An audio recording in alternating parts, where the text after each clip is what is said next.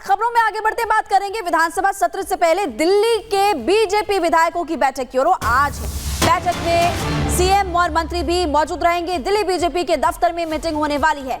दिल्ली विधानसभा के सत्र की शुरुआत हो रही है और 24 फरवरी से शुरुआत होगी। ये भी आपको बता दें कि आप कैग रिपोर्ट है वो भी पेश होगी क्योंकि मंजूरी ऑलरेडी मिल चुकी है। अब ये बड़ी खबर आपको बता रहे हैं कि विधायकों की आज बैठक होने वाली है। हालांकि देखना होगा कि मीटिंग कितने बजे के करीब शुरू होती है क्योंकि इस मीटिंग में सीएम और मंत्री भी मौजूद रहेंगे। विधानसभा सत्र की जो शुरुआत हो रही है अनामिका, उसमें विधायक भी शपथ लेंगे। शपथ तो होगी ही साथ जिस तरीके से आज अहम बैठक बुलाई गई है, सत्ता संभालने के बाद से सरकार एक्शन में है और जो वादे जो घोषणाएं बीजेपी की ओर से किए गए हैं दिल्ली चुनाव से पहले, उन घोषणाओं को कैसे पूरा किया जाए। विधायकों की ओर से जिस तरीके से वादे उनके क्षेत्रों में किए गए हैं वो भी अपनी ओर से अपनी बात रखेंगे। विशेष सत्र के पहले दिल्ली बीजेपी के दफ्तर में ये अहम बैठक है। हालांकि बता दें आपको कि सरकार शपथ लेने के बाद से ही एक्शन में है। यमुना की सफाई से लेकर के जो बड़े वादे महिलाओं के लिए किए गए हैं, चाहे वो अलग अलग वर्गों के लिए किए गए हैं, उसको भी लेकर मंत्रणा की जाएगी। इसके अलावा अगर बात की जाए तो चूंकि पहला सत्र है ये दिल्ली में सरकार बनने के बाद से, तो कई मायनों में यहाँ पर अहम है। सीधे रुख करेंगे सहयोगी कोमल का। कोमल, जिस तरीके से सरकार बनने के बाद से एक्शन में है मुख्यमंत्री भी, मंत्री भी, लेकिन आज अहम बैठक बुलाई गई है। विशेष सत्र के पहले ये अहम बैठक है। बैठक का एजेंडा क्या है, कितने बजे से ये बैठक?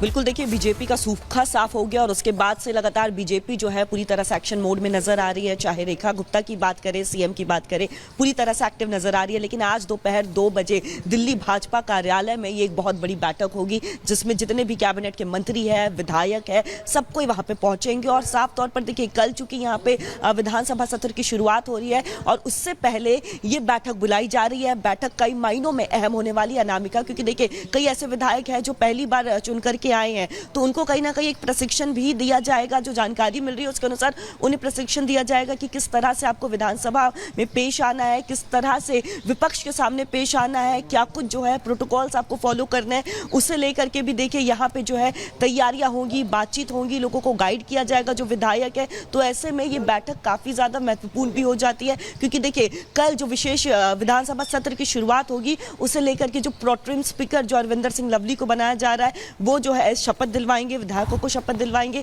तो पूरा प्रोसेस जो है कैसे फॉलो होगा, किस तरह से वहां पे काम करना है, क्या प्रोटोकॉल फॉलो करनी है, चाहे वो प्रोटेम स्पीकर की बात करें या जिस तरह से देखिए कल जो है स्पीकर का भी चुनाव होगा। तो इन सारी चीजों को लेकर के उससे पहले आज जो है वो एक बड़ी बैठक बुलाई जा रही है। तो ऐसे में हलचल काफी ज्यादा बढ़ गई है और पूरी तरह से बात अगर हम करें तो दिल्ली में देखिए पूरी तरह से बीजेपी जो है वो एक्शन मोड में है। लगातार एक के बाद एक जो वादे उन्होंने किए थे अपनी मैनिफेस्टो में, देखिए सबसे पहले जो उन्होंने यमुना की सफाई का लेकर के मुद्दा उठाया था, तो जैसे ही उन्होंने पदभार ग्रहण किया था रेखा गुप्ता ने, सबसे पहले कहाँ निकली थी वो वासुदेव घाट, एक मैसेजिंग देने की कोशिश थी। तो ऐसे में इस बार किस तरह से जितने भी नवनिर्वाचित विधायक है उन्हें किस तरह से खुद को रिप्रेजेंट करना है। बिल्कुल कोमल, आप जानकारी दे रही हैं, मीटिंग कई मायनों में खास है। बहुत बहुत शुक्रिया जानकारी देने के लिए। अब देखिए खबरों में आगे बढ़ते हैं, अगली खबर आपको बताएंगे। तेलंगाना से खबर है, टनल में फंसे लोगों का रेस्क्यू ऑपरेशन लगातार जारी है। एनडीआरएफ, एसडीआरएफ लगातार रेस्क्यू ऑपरेशन में जुटी हुई है और स्थानीय लोग भी इस वक्त मदद करते हुए नजर आ रहे हैं। एजेंसीज को लोगों को बाहर निकालने में दिक्कत आ रही है। तेलंगाना की सुरंग में आपको बता दें 8 जो मजदूर हैं वो फंसे हुए हैं और टनल से रेस्क्यू ऑपरेशन की तस्वीरें भी हम आपको दिखाएंगे किस तरह से रेस्क्यू ऑपरेशन चलाया जा रहा है। सामने आपको एनडीआरएफ, एसडीआरएफ की टीम नजर आ रही, भारतीय सेना भी मदद कर रही है और रेस्क्यू लगातार जारी है। तो तेलंगाना के एसएलबीसी टनल में यहाँ पर जो ऑपरेशन जिंदगी है वो जारी है। स्थानीय लोग जो हैं वो भी मदद कर रहे हैं, लेकिन इसके अलावा जो एजेंसियां हैं, चाहे एनडीआरएफ हो, चाहे एसडीआरएफ हो, चाहे स्थानीय पुलिस हो, उन सभी की ओर से प्रयास दरअसल ये किया जा रहा है कि जो 8 मजदूर अंदर फंसे हुए हैं, जो 8 जिंदगियां सुरंग में मौजूद है इस वक्त, उनको जल्द से जल्द बाहर निकाला जाए। हालांकि इसके पहले बता दें आपको कि ये जो 5 तस्वीरें हैं इसके जरिए जरा समझिए कि किस तरीके से ये बड़ा हादसा पेश आया है। तेलंगाना के टनल में हादसा हुआ जहां पर रेस्क्यू में एनडीआरएफ और आर्मी की जो टीम है वो लगी हुई है, एसडीआरएफ भी लगी हुई है। रेस्क्यू पर पीएम मोदी की नजर है। पीएम मोदी ने तेलंगाना के मुख्यमंत्री से बात भी की है। सुरंग में 8 मजदूर फंसे हुए हैं और टनल के भीतर पानी भरने से जो है यहाँ पर दिक्कत जो है सामने आ रही है। तो तेलंगाना के एसएलबीसी टनल में ऑपरेशन जिंदगी यहाँ पर जारी है।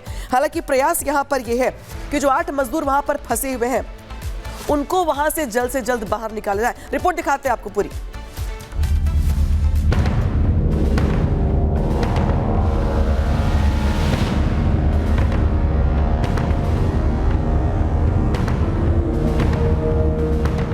उत्तराखंड के उत्तरकाशी में साल 2023 में निर्माणाधीन सुरंग धंसने का हादसा आपको याद होगा, जब 41 मजदूरों को 17 दिनों तक टनल के अंदर जिंदगी और मौत की जंग लड़नी पड़ी थी। अब तेलंगाना के नागर कुरनूल जिले में भी वैसा ही मामला सामने आया है, जहां निर्माणाधीन टनल की छत का हिस्सा गिरने से 8 मजदूर फंस गए हैं।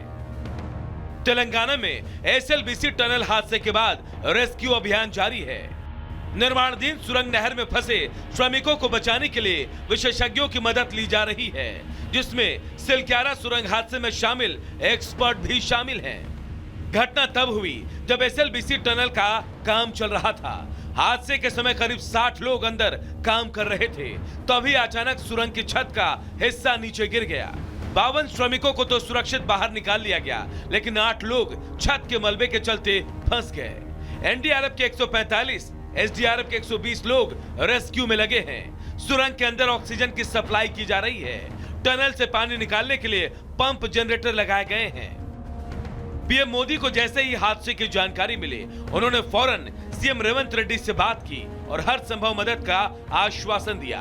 बताया जा रहा है कि 8 लोग अंदर फंसे हैं। उनमें 2 इंजीनियर, 2 मशीन ऑपरेटर और 4 श्रमिक हैं, जिनको सकुशल बाहर निकालने के लिए एनडीआरएफ और एसडीआरएफ की टीम जी जान से ऑपरेशन जिंदगी में जुटी हुई है। Bureau report, Republic Bharat.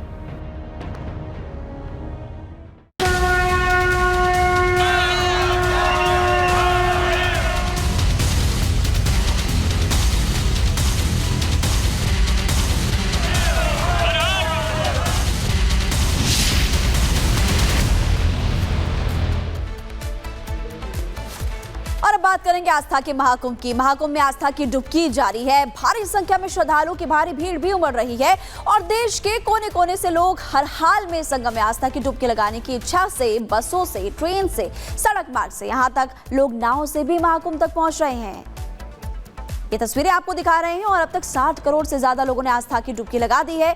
बड़ी संख्या में श्रद्धालु पहुंच रहे हैं। आंकड़ा 61 करोड़ को अब पार कर चुका है। हर हर महादेव और जय श्री राम की गूंज इस वक्त प्रयागराज में सुनाई दे रही है। इसके अलावा आपको ये भी बता दें, न सिर्फ प्रयागराज बल्कि अन्य जो स्थल है वहां पर भी श्रद्धालु पहुंच रहे हैं और आस्था की डुबकी लगाने के बाद कोई अयोध्या जा रहा है, कोई मथुरा जा रहा है। और इस वक्त ये तस्वीरें हम आपको दिखाएं जिसमें आपको आस्था का हुजूम कैसे उमड़ा है वो दिखा रहे हैं। तो आस्था की डुबकी जारी है। जो लोग हैं, जो श्रद्धालु हैं, उनका जन समुद्र देखने को मिल रहा है प्रयागराज में। महाकुंभ में जिस तरीके से लोग पहुंच रहे हैं, हालांकि सिर्फ 3 दिन बचे हुए हैं महाकुंभ खत्म होने को लेकर। 26 फरवरी को महाशिवरात्रि के महास्नान के साथ ही आस्था का ये सैलाब जो है वो कम हो जाएगा, क्योंकि महाकुंभ खत्म हो जाएगा।